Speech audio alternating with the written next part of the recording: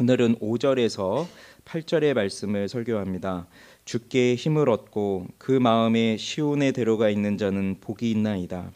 그들이 눈물 골짜기로 지나갈 때에 그곳에 많은 샘이 있을 것이며 이른 비가 복을 채워주나이다. 그들은 힘을 얻고 더 나아가 시온에서 하나님 앞에 각기 나타나리이다. 만군의 하나님 여호와여, 내 기도를 들으소서. 야곱의 하나님이여, 귀를 기울이소서. 아멘. 기도하겠습니다. 하나님 아버지, 감사합니다. 오늘 이 수요일 저녁에 저희들을 불러주시니 감사를 드립니다. 하나님, 오늘도 우리 자신의 모습을 보며 실망하기도 하고 또 여러 가지 인생의 문제들로 인해서 또 하나님께 집중하기 어려운 그런 순간을 보내기도 하였습니다. 그런데 이 수요 예배에 저희들을 불러주셔서 감사하고 이 시간만큼은 하나님 한 분께 우리 마음을 드리게 해주셔서 하늘로부터 내려오시는 그 성령의 은혜, 그 풍성한 은혜를 누릴 수 있게 하시고 정말 우리 영혼이 살아갈 수 있는 그 힘이 오늘 이 예배를 통해서 우리에게 나타나도록 우리에게 함께하여 주시옵소서.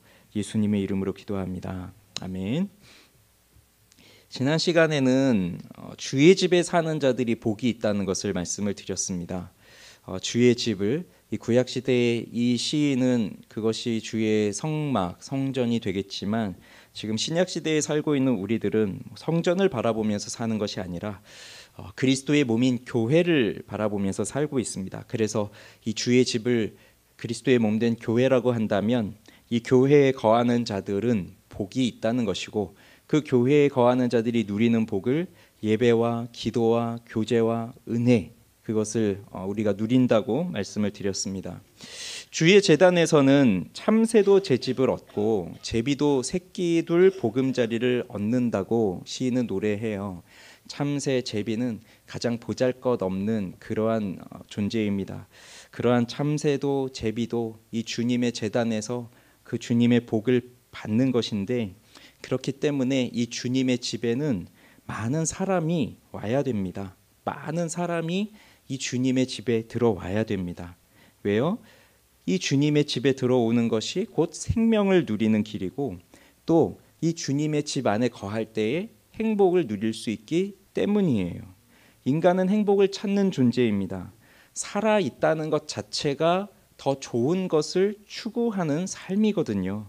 그런데 마음이 아프고 또 마음에 힘이 없고 한 사람들은, 삶에 의욕이 없는 사람들은 삶에서 기쁜 것을 누리지 못하고 있고, 사실 뭐 누린다기보다는 그 좋은 것 자체를 바라고 있지를 않습니다. 그렇게 좋은 것 자체를 바라는 욕구 자체가 떨어져 있는 그 사람들도 그렇게 되기까지 그 행복을 찾고 찾았지만 반복되는 실패 속에서 좌절하면서 완전히 번아웃이 돼버린 거죠. 참된 행복은 그래서 다른 것에서 찾는 게 아니라 성경에서 찾아야 돼요. 그리고 성경에서 그것을 가르쳐 줍니다. 그 복이 있는 자의 모습이 어떠한지를 성경이 가르쳐 줍니다. 오늘 우리가 읽은 이 시 속에서도 지난주에 이어서 다시 한번 그 복 있는 자가 어떠한 사람인지를 가르쳐 주고 있습니다. 5절 같이 한번 읽겠습니다. 주께 힘을 얻고 그 마음에 시온에 데려가 있는 자는 복이 있나이다. 예, 주님께 힘을 얻는 자가 복이 있는 거예요. 이 말을 번역해 보면 당신 안에서 힘이 있는 자예요. 힘을 얻는 자예요. 주님 안에서 힘을 얻는 사람이에요. 자, 우리들이 힘을 내기 위해서 또는 힘을 얻기 위해서 일반적으로 하는 방법들이 무엇인지를 생각해 보십시오. 자, 이제 날씨가 더워집니다. 더워지면 우리는 힘을 내기 위해서 보양식을 찾아가죠. 음식을 먹으면서 힘을 내려고 해요. 또 힘이 없을 땐 또 나에게 힘이 되어줄 만한 사람을 찾습니다. 그러니까 혼자 있을 때 또 힘을 얻기보다는 내가 좋아하는 사람과 함께 있을 때 또 힘을 얻어요. 그러면 그 좋아하는 사람을 통해서 얻고 싶은 건 뭔가요? 그가 해주는 말 한마디, 그가 해주는 위로의 말, 그것이 또는 뭐 격언이 된다거나 아니면 좋은 가르침이 될 수도 있죠. 그런 것을 통해서 격려를 얻고 응원을 받습니다. 또 어떨 때는 어떠한 사람이 나에게 주는 선물을 통해서 그 선물을 받으면서 또 힘이 나기도 할 거예요. 어린이날에는 부모님이 주는 선물을 받고 어린이들이 힘이 날까요? 오늘 어버이날이니까 또 자녀들이 주는 선물을 통해서 또 힘이 날까요? 뭐 이런 선물들을 통해서 우리는 힘을 얻습니다. 그러면 주님 안에서 힘을 얻는다는 건 뭘까요? 우리가 언제 주님을 통해서 주님 안에서 힘을 얻을 수 있을까요? 이것도 사실 하나로 딱 말하기는 어려워요. 왜냐하면 하나님이 우리에게 하시는 방법들이 너무나 다양하기 때문이죠. 그런데 그래도 하나로 딱 요약을 해보자면 하나님이 우리에게 주시는 힘은 바로 말씀을 통해서 주어지는 것 같습니다. 말씀을 통해서 우리는 하나님을 경험합니다. 즉 나와 함께 하시는 하나님을 경험합니다. 자, 일반적으로 힘을 얻게 될 때 사용하는 방법들, 우리가 쭉 앞에서 생각해 봤던 그것들을 하나님은 그 방법들을 사용하셔서 우리에게 힘을 주세요. 그게 하나님이 사용하신 또 도구예요. 도구. 어떠한 사람을 만남으로써, 또 때로는 음식을 먹으면서, 때로는 좋은 말을 들으면서. 그런데 그것이 우리에게 하나님이 주시는 힘이 될 때가 언제냐면 그 만남을 통해서, 때로는 그 가르침을 통해서 하나님의 말씀을 깨닫게 될 때입니다. 나의 상황, 지금 내가 무엇으로 힘들어 하는지, 내가 지금 어떠한 가운데 있는지 하나님은 그것을 다 아시고 정말 나에게 딱 맞는 말씀을 주실 때가 우리에게 너무나 많거든요. 이런 것을 경험해 보신 분들이라면 우리는 하나님께서 말씀으로 나를 인도해 주시고 또 나에게 힘을 주신다는 것을 충분히 알 것입니다. 이렇게 하나님께서 말씀을 주시는 가장 좋은 방법이 바로 예배거든요. 우리가 가장 힘을 얻을 수 있는 가장 좋은 방법은 바로 예배예요. 예배 가운데 나올 때 우리에게 말씀하시는 하나님을 만나게 됩니다. 그런데 힘을 얻고 싶지만 잘 생각해 보면 힘이 없을 때 예배에 나오는 것은 쉽지가 않습니다. 힘이 없으면 다른 말로 하면 피곤하다는 거죠. 그게 영혼이 될 수도 있고 육신이 될 수도 있어요.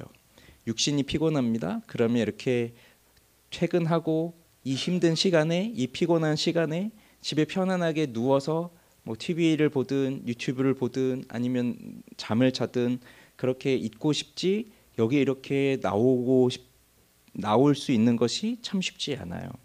이게 우리 직장 다니시는 분들이 지금 퇴근하고 어쩌면 식사도 제대로 못하고 여기 이렇게 나왔을 수도 있는데 그게 정말 쉬운 일 아닙니다. 그리고 가정에서 아이들을 데리고 있는 분들이 아이들하고 또 이렇게 시간을 보내야 되는데 애들 데리고 이렇게 나오는 것도 또 쉬운 일이 아닙니다. 그래서 옛말에요, 이런 말이 있어요. 예수님이 언제 오실까요? 라고 했을 때 예수님은 비가 부슬부슬 내리고 좀 음산한 날씨, 그 수요일 비가 부슬부슬 내리는 수요일, 좀 음산한 날씨에 몸은 가장 피곤한데 바로 그때 예수님이 그 수요일 날 저녁에 교회로 오신다. 그런 말이 있을 정도로 수요 예배에 나오는 것 자체가 사실 쉬운 건 아닙니다. 그렇지만 이렇게 예배에 나와서 말씀을 들음으로써 나에게 주시는 그 주님의 음성을 들을 때 그때 나와 함께 하시는 하나님을 경험하게 되고 그럴 때 나는 힘을 얻고 또 살아갈 힘을 얻게 됩니다. 우리 예배가 그런 예배가 되기를 바라고요. 우리 빗소망교회 수요 예배도 그런 수요 예배가 되기를 바랍니다. 그 다음에 또 하는 말이 뭐냐면요, 마음에 시온의 대로가 있는 사람이 복이 있다고 하고 있어요. 그 마음에 시온의 대로가 있는 자는 복이 있나이다. 자, 마음에 시온의 대로가 있다는 말을 번역하면 마음 가운데에 큰 길이 있는 사람이에요. 마음 가운데 큰 길이 있는 사람. 사실 히브리어 성경에 보면 시온이라는 말은 여기 없습니다. 그러니까 번역하면서 그냥 의역해서 여기다 시온의 대로라고 붙여놓은 거예요. 왜냐하면 목적지 자체가 시온이니까. 뒤에 7절에 보면 시온에 가서 하나님을 만난다고 하나님 앞에 나타난다고 하잖아요. 그래서 여기에서 의역하면서 시온이라는 말을 붙였지만 사실 시온은 없습니다. 그럼 뭐냐? 자, 마음 가운데, 우리 마음 가운데에 큰 길이 놓여 있다는 거예요. 큰 길, 메실라라는 건데 큰 길은 이건 사람들이 처음에 길이 없는데 사람들이 자꾸 다니다 보면 거기 풀이 죽어서 그냥 이렇게 풀이 자라지 않는 그런 길이 이렇게 생겨나기도 하잖아요. 산길 같은데 오솔길 같은데 보면 이제 그런 길을 말하는 게 아니라 이건 인위적으로 사람이 길을 깎아서 평평하게 만들어낸 그 큰 길을 말하는 거예요. 이게 영어로 하이웨이예요. 그러니까 고속도로를 내듯이 그렇게 큰 길을 내는 거예요. 고대 사회는 길이 좋지 않죠. 길이 없죠. 그런데 길을 만들 때가 있습니다. 언제 길을 만드냐? 왕이 올 때 길을 만들어요. 이거 우리 예전에도 설교할 때 이제 말씀드린 적이 있어요. 그 왕이 온다는 것을 전력이 나가면서 왕이 몇 날, 몇 월, 며칠, 몇 시에 왕이 온다라는 것을 알리고 그러면 그 다음에 그 길을 펴는 사람들이 그 인부들이 가면서 뭐 이렇게 높아진 곳은 깎아내리고 움푹 패인 곳은 메꾸면서 왕이 타는 마차가 덜커덩거리지 않도록 평평한 길을 갈 수 있도록 그렇게 길을 쫙 펴는 그 일을 이제 한다고 했죠. 그게 대로예요, 대로. 그래서 킹스웨이죠. 하나님의 길이죠. 그 왕이 가는 길. 그걸 이제 말하는데 마음에 이러한 대로 큰 길이 있다는 겁니다. 그럼 이거는 누가 오시는 길입니까? 이건 분명 하나님이 오시는 큰 길을 말하고 있는 거예요. 그러니까 우리 마음에 하나님이 오시는 큰 길이 있는 사람이 복이 있습니다. 그겁니다. 우리 마음을 생각해 보시죠. 우리 마음이 정말 우리 마음만큼 복잡한 것이 있을까요? 우리가 아침에 생각하고 기도하고 했지만 또 하루를 살아가면서 이런저런 복잡한 일을 겪으면서 우리 마음 자체가 굉장히 복잡해지고 마음이 복잡하면 생각도 복잡하고 생각이 복잡하면 행동도 굉장히 내가 원했던 행동들이 아닌 다른 행동들이 나오기도 하고 뭐 그러기도 해요. 그런데 이러한 복잡한 마음 가운데 정말 큰 길이 하나 놓여지는 거예요. 하나님이 오시는 그 길.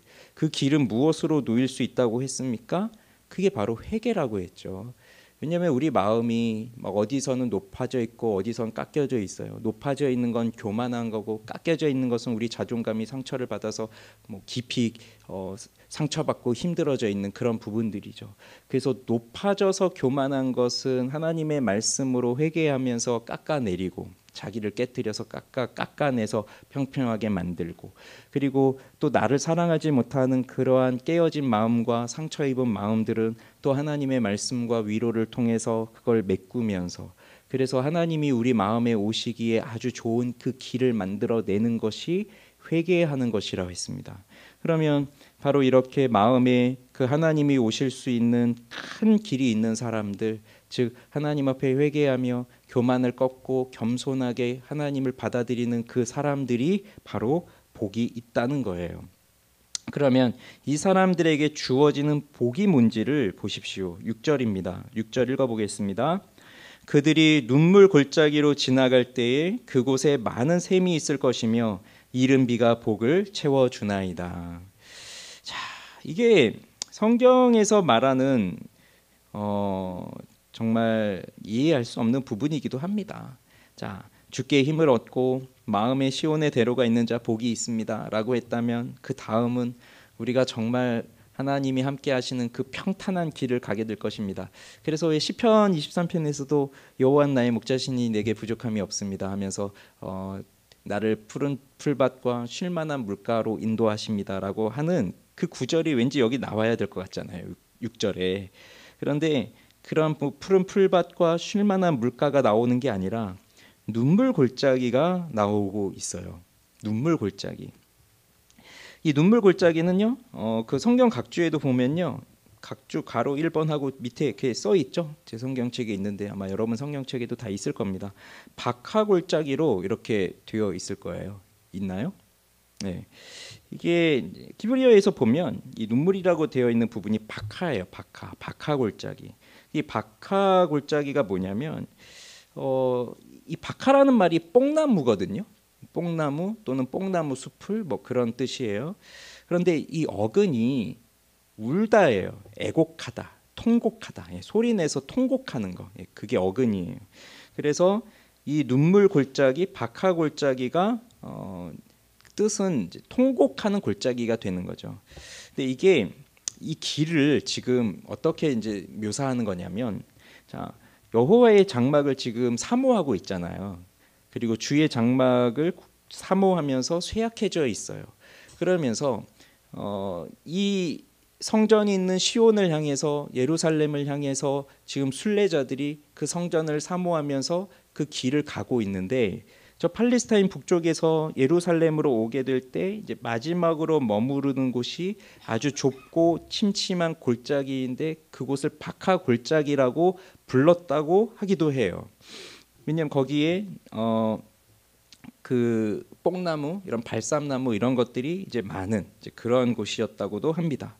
또 블레셋 해안에서 예루살렘으로 오는 그 길에도 계곡이 많았는데 그래서 여기를 또 바카골짜기라고도 해요. 근데 이것을 이제 70인역 그 히브리어를 그리스어로 바꾸는 그게 이제 70인역인데 그 70인역에서 이걸 눈물로 이제 번역을 했던 거고 우리 성경에도 지금 눈물 골짜기로 번역이 돼 있는 거예요.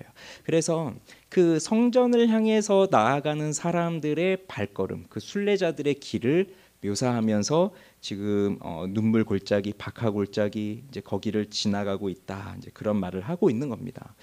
그런데 사실 이 눈물 골짜기는 우리의 인생의 힘들고 어려움을 비유하는 시적인 표현이죠. 예전에 어느 집사님이 뭐 이런저런 얘기를 하다가 눈물 골짜기를 얘기를 했거든요. 근데 제가 눈물 골짜기라는 말 그 한 단어를 했을 뿐인데 그냥 눈에서 눈물이 저절로 쭈르르 흐르더라고요. 이제 그걸 보면서 그때는 제가 20대여서 전도사 때였거든요. 그때는 이분이 왜 이러시지?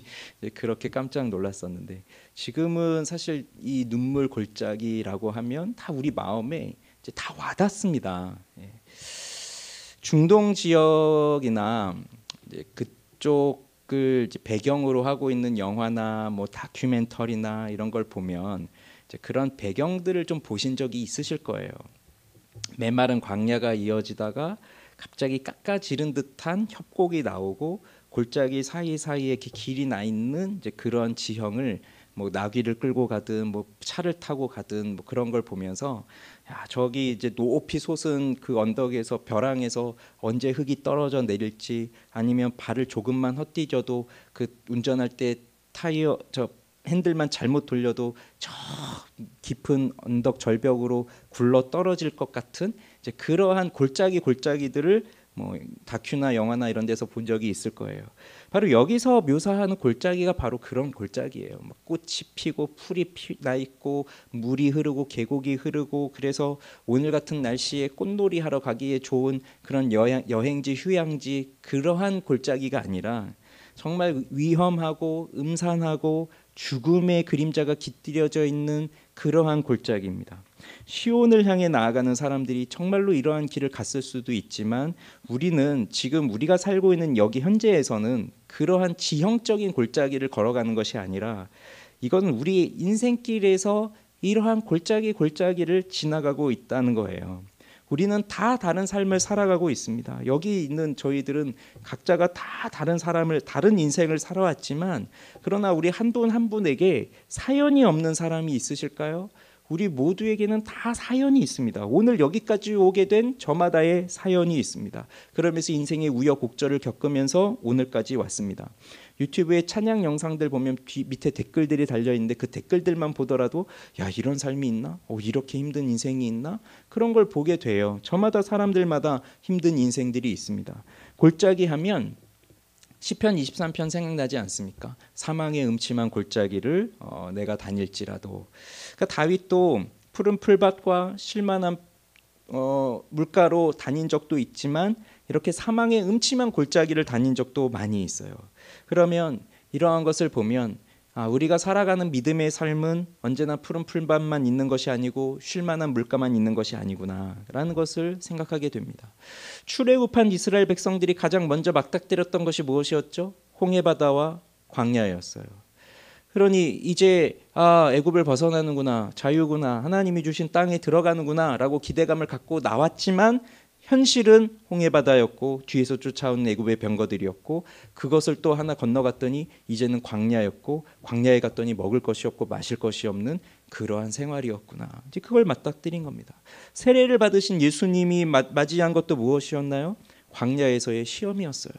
그러니 믿음이 있는 사람들이 살아가는 인생 속에서 맞이하게 되는 것이 바로 이러한 눈물의 골짜기, 박하 골짜기 같은 것이 우리의 인생에 놓여 있다는 겁니다. 그런데 이 골짜기는 그냥 우연히 주어지는 건 아니에요.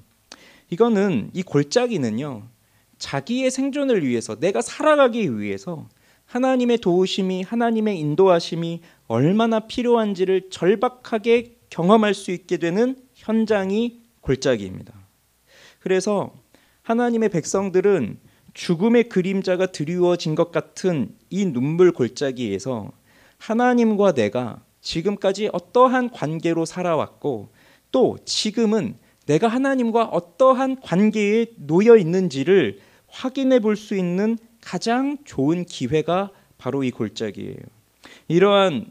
그래서 하나님께서 어떠한 이유에서든지 우리를 이러한 눈물 골짜기, 박하 골짜기로 우리를 지나가게 하시면서 하나님과 우리가 어떠한 관계에 놓여 있는지를 확인하게 하십니다.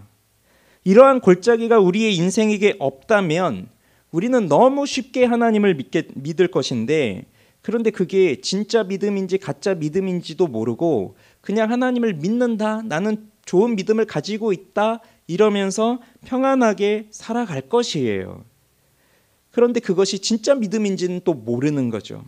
그래서 이 눈물의 골짜기라고 하는 것이, 이 박할 골짜기라고 하는 것이 하나님이 우리 인생에 찾아오셔서 우리를 어떻게 도우시고 어떻게 인도해 가시고 우리에게 어떻게 힘이 되어주시고 우리에게 어떻게 힘을 얻게 하시는지, 그래서 나는 하나님이 없이는 살아갈 수 없는 사람인지를 깨닫게 해주시는, 그것을 배우게 하는 우리 영혼의 배움터, 우리 영혼의 학원이라는 겁니다.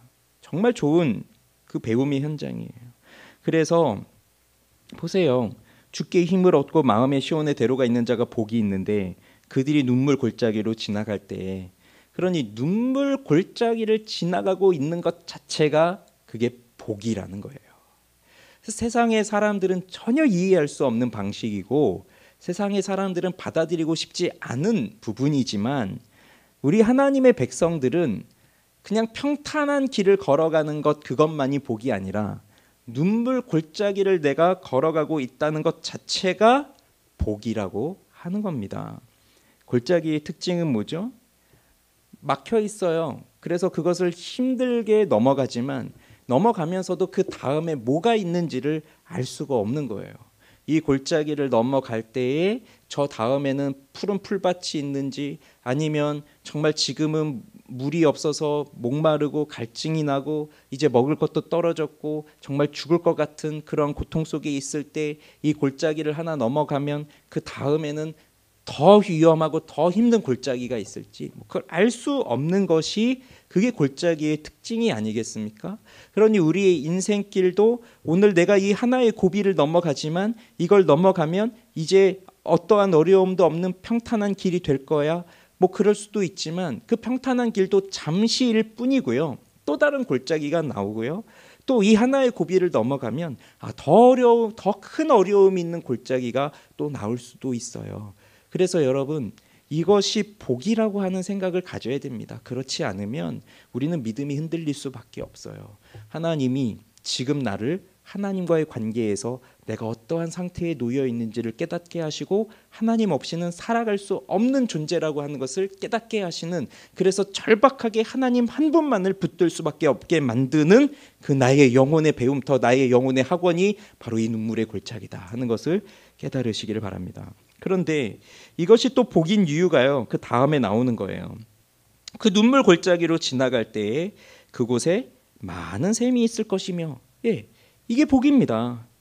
정말 여기는 척박한 땅이고 물이 없고 어떻게 살아갈 수 있는 그 생명이라고는 없는 그러한 곳이지만, 그런데 골짜기를 넘었어요. 그런데 거기에 무엇이 있습니까? 많은 샘이 있다는 겁니다. 이 샘은 내가 삽을 들고 아니면 내 손으로 땅을 파서 어디서 물이 나올까, 여기서 나올까 하고 땅을 파고 또 팠더니 여기서 드디어 샘물이 나오는구나, 그것이 아닙니다. 이건 하나님이 주시는 샘이에요. 그래서 내가 골짜기를 넘었더니 내가 골짜기를 지나가고 있는데 거기서 바로 하나님이 샘이 터지게 하셔서 바로 여기서 물을 먹게 하고 나의 이 목마른 목을 채워주시는 그 하나님의 은혜를 경험하게 하는 것, 그게 바로 하나님과 함께 걸어가는 자들이 누릴 수 있는 복인 겁니다. 세상의 사람들은 아마 자기가 이런 골짜기를 걷고 있을 때 하나님이 주시는 이 샘물이라 할지라도 아마 자기가 잘 건너와서 아니면 운이 좋아서 야 대박이구나 라고 하면서 그 샘물을 받아들이겠지만, 우리는 그것이 하나님이 주신 것이라고 하는 것을 알고 있어요. 그렇기 때문에 이 골짜기를 지나가면서 많은 샘이 있을 것이다. 아, 그래. 하나님과 함께하는 사람은 바로 이러한 복이 있구나. 이렇게 내가 건너가는 곳에 하나님이 샘을 터지게 하시는구나. 우리에게 샘이 있게 하시는구나. 그래서 이 샘을 통해서 물을 마시게 하시는구나. 이것으로 내 영혼이 살아나게 하시는구나. 여러분, 이것이 하나님과 함께하는 복입니다. 그런데 생각해 보세요. 나는 골짜기를 걸어가고 있습니다. 그런데 골짜기를 지나가고 있는데 그럼에도 불구하고 어디서도 샘이 나오지 않아요. 어디서도 물이 없어요. 그러면 그 인생은 얼마나 힘들고 괴로운 인생이겠습니까? 하나님과 함께 하지 않는 사람들은 아무리 걸어가도 이 골짜기가 복이라고 했는데 이 골짜기를 걸어가도 어디에서도 샘이 나오지를 않는 거예요. 그 샘이 도대체 어디서 나옵니까? 하나님을 예배하고 하나님의 음성을 듣고 하나님을 찬양하고 하는 그 자리에 그 샘이 있는 것이 아니겠어요? 그런데 우리가 그 골짜기를 지나가면서 늘 원망과 불평과 그 마음 아픈 것을 생각하면서 그 상처만 생각하고 살아간다면 거기 어디에 물이 나올 것이며 어디에서 샘이 나오겠어요? 이 골짜기를 지나갈 때에도 하나님과 함께 걸어가고 있을 때 이 샘이 나오는 거예요. 그렇기 때문에 여러분, 우리는 이 골짜기를 지나갈 때 많은 샘이 있는 그 길을 걸어가는 자들이 되기를 원합니다. 그것은 곧 하나님과 함께하는 길입니다. 하나님과 동행하는 삶을 살아가는 것입니다. 원망과 불평으로만 쌓여있는 삶이 아니라 하나님이 나를 먹이시고 입히신다는 것을 깨닫고 그 하나님 앞에 감사함으로 그 하나님을 찬송함으로 나아가는 그 삶에 바로 이 샘이 있는 거예요. 그러면서 동시에 또 무엇을 말합니까? 이른 비가 복을 채워주나이다. 이 비도 마찬가지입니다. 비를 우리가 어떻게 내릴 수 있겠어요? 이 비는 하나님이 내려주시는 거예요. 특히 이 팔레스타인 땅, 이스라엘 백성들이 들어가서 사는 그 약속의 땅 가나안 땅은 비가 적절하게 내려주지 않으면 농사짓고 살 수 없는 척박한 땅이에요. 천수답이라고 들어보셨습니까? 천수답?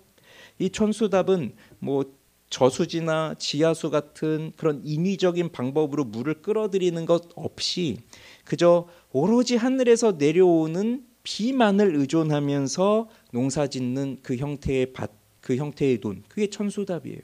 하늘에서 비가 내려오지 않으면 농사를 할 수가 없어요. 이 이스라엘 땅이 그렇습니다.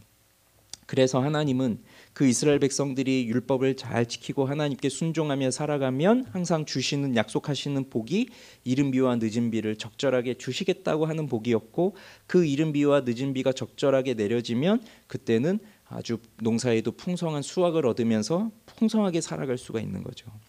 그런데 사람들이 그 이른 비와 늦은 비를 제때제때 기다리지를 못하고 욕심에 의해서 그리고 우상을 통해서 그것을 얻어보려고 하기 때문에 결국은 하나님이 그 비를 막으시고, 그 가장 잘 나타났던 때가 엘리야 때 아니었습니까? 그 엘리야 시대에 그 이스라엘 백성들이 하나님이 아니라 바알을 섬기고 그렇게 살았더니 바알이 풍요의 신이고 바알이 다산이고 바알을 통해서 성공하고 그럴 줄 알았는데 하나님은 아예 빗줄기를 끊어버리셨어요. 그러한 순간이 와도, 그렇게 3년이 넘는 시간 동안 비가 오지 않아도 그래도 이스라엘 백성들은 정신을 못 차리고 하나님을 찾지 않습니다.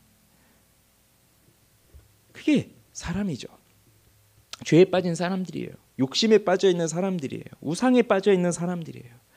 그런데 이 비는 누가 주십니까? 하나님이 주시는 거예요.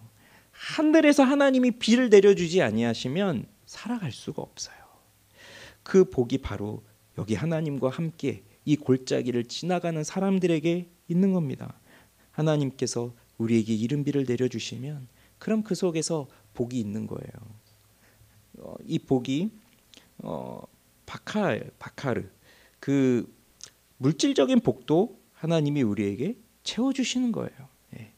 그래서 이렇게 하나님과 함께하는 그 눈물의 골짜기를 지나갈 때 그것이 너무 힘든 순간이긴 하지만 또 그 순간에도 하나님은 우리가 살아갈 수 있도록 샘물을 터지게 하시고 또 그 순간에 이른 비를 내려주시면서 우리에게 복을 더 채워주시는 그 하나님의 은혜가 있다는 겁니다. 자, 그 다음 이제 7절을 보세요. 더 있어요, 복이. 자, 7절. 같이 읽습니다.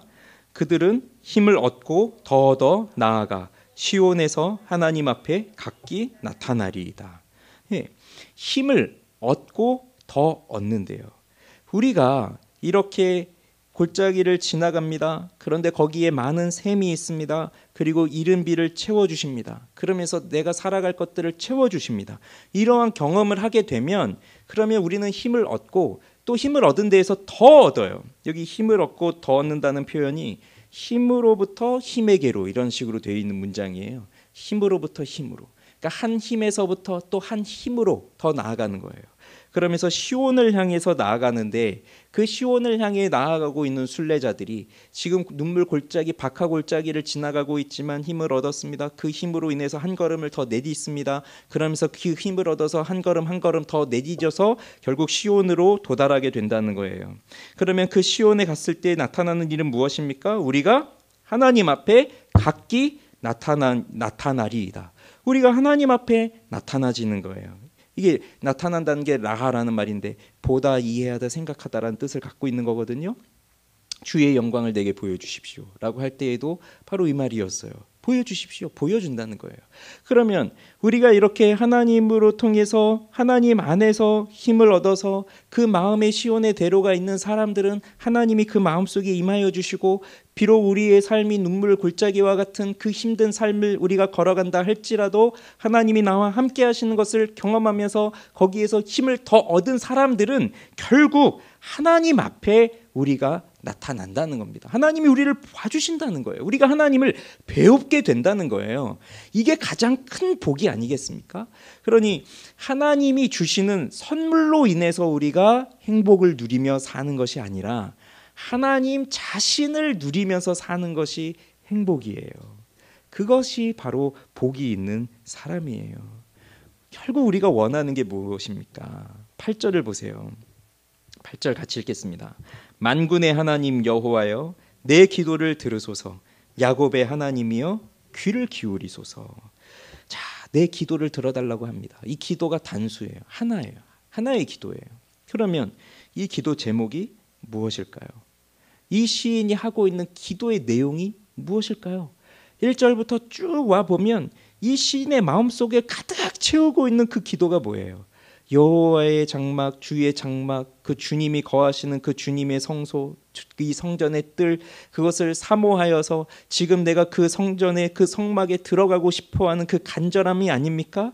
그래서 참새도 제 집을 얻고 제비도 새끼들 보금자리를 얻게 되는 그 주님의 제단 앞에 내가 나아가는 것 아니겠어요? 그래서 비록 지금은 내가 이 주의 집에 지금 당장 들어갈 수 없는 이런 환난과 시험과 어려움이 내 앞에 놓여 있지만 그러나 지금 이 눈물의 골짜기를 지나갈 때에도 하나님은 샘을 주시며 이른 비를 내려주셔서 나에게 복의 복을 더하여 주시며 힘의 힘을 더하여 주시는 그 은혜를 주시니 지금 내 마음속에 있는 단 한 가지의 기도 제목은 내가 하나님 앞에 서게 되는 것입니다. 내가 하나님 앞에 나아가는 것입니다. 이 하나를 위해서 간절히 기도하고 있는 것이고 이 한 가지를 위해서 주님의 집에 나아가고 싶어하는 거예요. 주님의 집에 가서 얻고 싶은 게 뭔가요? 주님의 집에 가서 무슨 돈을 더 얻고 싶은 겁니까? 주님의 집에 나아가서 무슨 명예를 더 얻고 싶은 것입니까? 주님의 집에 나아가서 얻고 싶은 것은 하나님 앞에 내가 나타나고 나는 하나님을 배우는 것입니다. 그것이 이 시인의 단 한 가지의 기도예요. 내가 하나님 앞에 나타나서 내가 하나님을 만나서 내가 하나님을 배우게 되어서 그 하나님이 주시는 하나님과 함께하는 그 복을 누리면서 사는 것. 이게 단 하나입니다. 그것을 들어주십시오. 귀를 기울여 주십시오. 나의 기도를 들어주십시오. 그 기도를 들으시는 대상이 누구입니까? 만군의 하나님 여호와예요. 지난주도 봤었죠. 만군의 하나님 여호와. 만군의 하나님 여호와, 그 모든 그 수많은 천군과 천사를 거느리고 계시는 그 모든 권능의 하나님, 그 전능하신 그 하나님, 그 여호와께서 나의 기도를 들으시고 나의 간구의 소리에 귀를 기울이고 계신다면 그러면 여러분 모든 것은 끝난 겁니다. 나의 기도를 들으시는 하나님이 만군의 하나님, 천군 천사들의 하나님, 모든 것을 이루시는 전능하신 하나님이시니 나의 간구를 당연히 응답해 주시는 분이시죠. 그 우리에게 약속한 그 하나님의 그 뜻을 하나님이 어기시지 않잖아요. 그러면 우리의 간구를 들어주셨으니까, 귀를 기울여서 들어주셨으니까 지금 나의 간구는 이루어진 겁니다. 이게 시인의 고백이에요. 그게 이 시인의 마음입니다. 그러니 오늘도 우리는 이 시를 읽으면서, 또 오늘 이 수요일 저녁에 우리는 또 이 시를, 또 이 말씀을 들으면서 우리 자신을 생각할 수밖에 없죠. 우리는 믿음으로 사는 사람들입니까? 우리는 지금 눈물 골짜기를 믿음으로 지나가고 있습니까? 믿음이 무엇입니까? 믿음은 우리가 살아가고 있는 이 환경을 뛰어넘는 하나님의 사랑을 느끼게 해주는 것입니다. 그래서 그 고난을 뛰어넘는 하나님의 위로를 나의 것으로 삼게 해주는 것이 바로 믿음입니다. 그래서 이 믿음이 있는 사람들은 이 환경을 넘어서 하나님을 경배하고 하나님을 사랑하도록 이끌어줍니다. 그게 믿음입니다. 여러분, 우리는 마음이 아플 때, 여러분, 우리는 눈물의 골짜기를 지나가는 것 같을 때, 그럴 때 우리는 어디를 찾습니까? 누구를 찾습니까? 우리는 바로 그리스도의 몸이신 교회로 찾아와 우리 하나님의 얼굴을 구하지 않습니까? 우리가 마음이 힘들고 괴로울 때, 지금 나는 그 골짜기 한복판을 지나고 있을 때 내가 발자국 한 번 잘못 디디면 저 깊은 절벽으로 떨어져 버릴 것 같은 그러한 순간에 우리는 다른 곳에 가지 않고 바로 여기 주님이 계시는 이 주님의 전인 이 교회로 나아옵니다. 그리고 내가 늘 앉아 기도하던 그 자리에 앉습니다. 그러면 이 예배당에선 잔잔한 찬양의 음악 소리가 들리죠. 그 찬양 소리에 맞추어 기도를 드립니다. 그러면 처음에는 내가 너무 괴롭기 때문에 무슨 말을 해야 할지 알지 못하지만, 그런데 그 기도를 점점 하면서 점점 하나님의 마음이 느껴져요. 처음에는 내가 아프고 내가 괴로워서 여기에 왔지만 기도하면서 하나님의 마음이 느껴지고, 그러면서 나로 인해서 마음 아프고 괴로워하실 하나님을 생각하면서, 그러면서 회개하고, 그러면서 기도합니다. 그러면서 나를 사랑하시는 하나님의 사랑을 경험하게 되고, 지금 이 순간에도 나를 놓지 아니하시고 나를 붙잡아주고 계시는 그 하나님을 우리는 경험하게 돼요. 그게 주님의 전에 나아와서 기도하는 사람들이 누리는 복이요, 그게 바로 하나님의 사랑을 경험하는 것입니다. 이러한 것이 교회에서 누리는 복이고요, 바로 우리 교회에서 그러한 복이 풍성하게 넘쳐나면 좋겠습니다. 저와 여러분들이 이렇게 눈물 골짜기를 지나가는 것 같지만, 그러나 우리가 여기에서 넘어지지 않고, 여기에서 포기하지 않고, 여기에서 쓰러지지 않는 것은 바로 이 순간 나와 함께 하신 하나님을 내가 느끼기 때문이에요. 여러분, 오늘 하루의 삶은 어떠셨습니까? 오늘 하루도 눈물 골짜기와 같은 삶을 지나가지는 않으셨습니까? 오늘도 나를 보면서 실망하지 않으셨습니까? 오늘도 내일이 두렵지 않으셨습니까? 그렇게 어렵고 힘든 삶을 내가 살아가고 있지만, 그런데 지금 내가 바로 이 힘들고 어려운 삶을 살아가고 있을 때, 또는 내일이 올 것이 두려워서 내가 이 일을 잘 감당할 수 있을까, 그런 것들이 두려워질 때, 바로 지금 이 순간이 하나님이 나와 함께 하시는 순간이고, 바로 지금 이 순간을 하나님과 동행하며 걸어간다면 하나님은 우리가 걸어가는 길에 많은 샘을 터지게 해주셔서 그 하나님이 주시는 샘물을 먹고 우리는 풍성하게 살아갈 것이고, 또 지금은 척박한 것 같지만 또 이른 비를 내려주실 그 때가 되면 하나님은 적절하게 비를 내려주셔서 우리 마음의 풀이 풍성하게 자라며, 그래서 열매를 맺게 하시는 그 복을 우리 가운데 더해 주실 거예요. 팀 켈러는 이 박하골짜기를 메마르고 곤고한 시절이라고 하면서 그것을 기대하라고 합니다. 기대하라고. 왜? 여기에서 우리의 믿음이 성장하기 때문에 그것을 기대하라고 해요. 수많은 사람들이 가고 싶지 않은 길이지만, 그러나 믿음의 사람들이라고 한다면 이것을 기대하며 우리는 걸어가는 겁니다. 우리 인생 속에서 가장 어려웠던 때가 있을 것이고, 가장 힘든 순간이 있었을 것이에요. 가끔씩 그것이 떠오르죠. 그러면 그런 시간이 내게 다시 한번 오면 나는 어떻게 될까? 그런 두려움도 생기기도 합니다. 그렇지만 기대하라고 하잖아요. 반드시 우리에겐 또 그런 순간이 올 거예요. 아니, 그거보다 더한 순간이 올 거예요. 그러면 그때 거기서 넘어질 것이 아니라, 그때도 나를 이기게 하셨고 그때도 나를 인도해 주셨으니 그 무엇이 와도 나는 그 골짜기를 넘어갈 것이다. 그게 믿음입니다.